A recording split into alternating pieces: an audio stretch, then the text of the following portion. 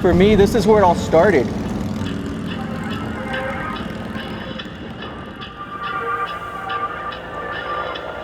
"40 years ago, we lived at the Aliso Village housing projects.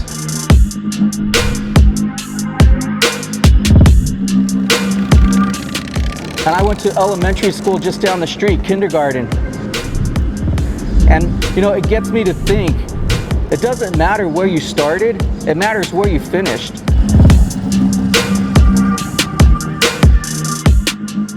Hey everybody, this is David with CMC Motorsports, and I'm here today to tell you about our Harley Davidson backrest. It's called El Rey. El Rey is the baddest backrest to hit the Harley Davidson scene because we designed it with both style and comfort, which means it gives your bike that finishing touch that everybody's been looking for.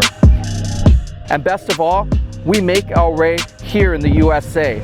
And we designed it to fit with your stock Harley Davidson docking kit, so it doesn't require any special equipment or hardware. So what are you waiting for? Crown your king.